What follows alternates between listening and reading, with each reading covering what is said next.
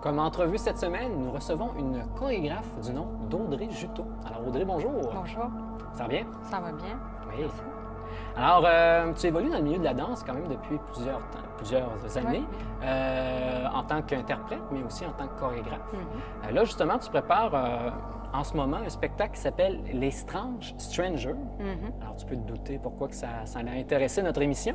Donc, ça, c'est un titre emprunté, ce que j'ai vu. Oui, je l'ai emprunté à l'auteur Timothy Morton.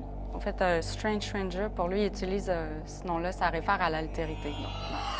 Donc, la face, la partie qu'on ne connaît pas, une partie inconnue, soit de... Mais c'est un des thèmes que tu abordes, d'ailleurs, l'altérité, dans ton spectacle. Oui. Donc, c'est quoi exactement? De quelle manière? Oui, bien, j'avais envie d'explorer, au fait, ce qui est connu, notre environnement, mais essayer de l'explorer comme si on ne le connaissait pas. Comme si, donc, explorer des objets qui peuvent être du quotidien ou pas, mais comme s'ils étaient étrangers à nous.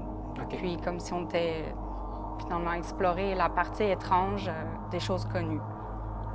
Les voir d'un autre angle, oui, en fait. c'est ça. Oui. Et l'autre thème aussi qui est important, c'est l'animisme. Peux-tu nous expliquer qu'est-ce que c'est? Oui, bien, c'est une croyance qui donne une âme, pas seulement aux êtres humains, mais aux animaux, mais aussi aux objets, les objets inanimés, donc de l'animisme. Puis je voulais travailler avec beaucoup d'objets sur la scène. Je travaille des grosses toiles, avec des chaises...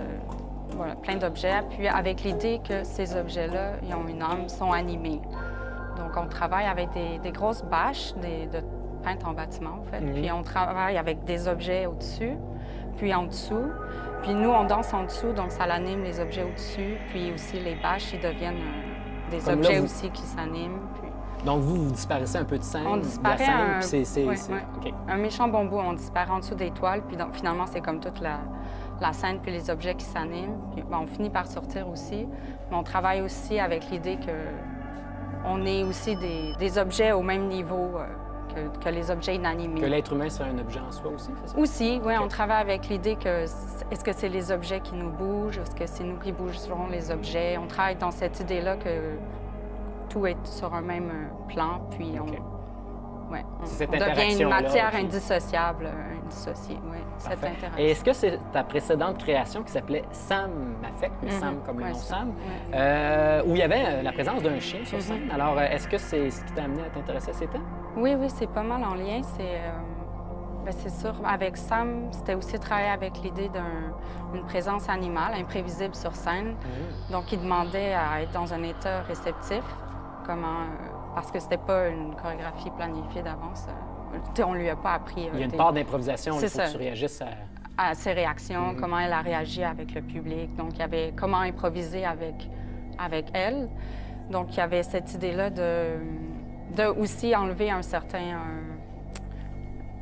état de prévision, de ne pas être dans la prévision de la pièce, mais d'être en constante adaptation. Puis, avec l'idée qu'elle, en tant qu'animal, elle a autant de... on la traitait comme une performeuse à part entière avec la même capacité de toucher le public. Donc là, je vais un petit peu plus loin avec les objets. C'est un peu plus rigolo de dire que les objets ont le même pouvoir que nous.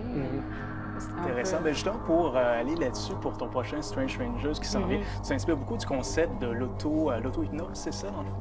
Oui. Donc, ultimement, c'est quoi ce concept-là? Puis comment ça influence ton travail? Oui, on s'en est servi comme un outil.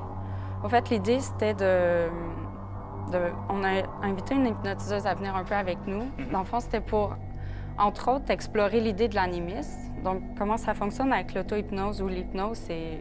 Finalement, il y a comme un texte qui t'amène à te détendre pour essayer d'être dans un état de conscience un peu modifié. Puis ensuite, on travaille avec des petits textes hypnotiques qu'on écrit, nous, d'avance, des suggestions. Tu sais, que là...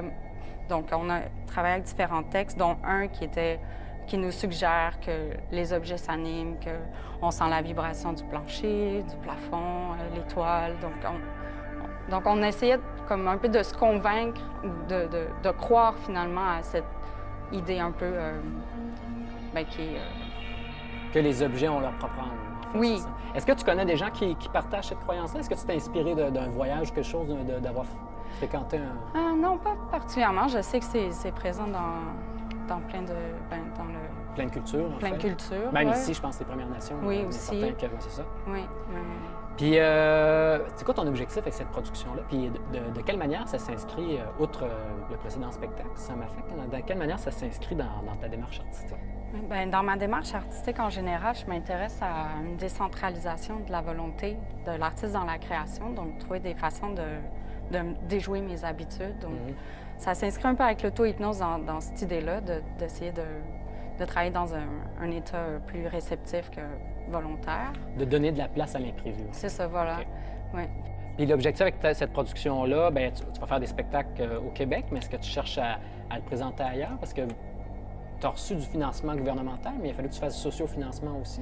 Oui, bien, au fait, là, on a fait un socio-financement. Puis là, après, j'ai su aussi que j'ai reçu une subvention du CRAC. Ah, OK. C'est nouveau. Quand tu as là. commencé ton socio-financement, Ouais, tu ne savais pas si tu avais l'argent ouais. gouvernemental. Mais dans ma demande de bourse, j'avais quand même inclus dans mon budget le socio-financement. Donc, C'est la première fois que tu faisais ça, du socio-financement? la première fois, oui. Peux-tu nous parler de ton équipe? Oui, donc je travaille avec Nathan Yaffi, qui est un danseur, aussi chorégraphe. Au fait, à Tangente, moi puis lui, on partage la soirée. Il va aussi présenter sa pièce. Il danse dans la mienne, je danse dans la sienne. La Tangente, c'est l'endroit où vous allez présenter? Oui, en mars. OK. En mars 2017. Donc, c'est ton partenaire, vous êtes deux, en fait? Oui, on est deux, puis c'est la deuxième création. Je travaille avec lui, on travaille souvent ensemble. Parfait. Puis sinon, au niveau artistique, il y a ce Aussi un compositeur, Michel F. Côté, qui Parfait. fait la conception sonore. Puis, Est-ce qu'il y a des choses qu'on connaît de lui qui a fait, Michel? peut-être. Il compose beaucoup pour la danse, Surtout pour la danse, mais ok. aussi, il faudrait jamais de sa bio. Il fait partie de l'ambiance magnétique. Il fait ses propres albums aussi. Parfait. On fera des petites recherches sur Google. Mhm. Et ben, finalement, juste pour terminer, c'est quoi les dates et le lieu? On parlait de la Tangente. C'est quand ça va Oui, être présenté? Tangente, ça va être 9, 10, 11, 12 mars 2017. On va aussi faire un extrait à la Maison de la Culture du Plateau Mont-Royal en janvier. OK. Puis on travaille à trouver d'autres dates de diffusion. De voir si ça peut pas même s'exporter à l'extérieur. Oui, on aimerait bien. Parfait. C'est pas la première fois, de toute façon, que tu as été faire quelques spectacles à l'extérieur du Canada jusqu'à maintenant. Bien, c'est parfait. Bien, merci beaucoup. Merci. Alors, c'est maintenant le moment de la pause. On se retrouve tout de suite après pour le reportage de la semaine.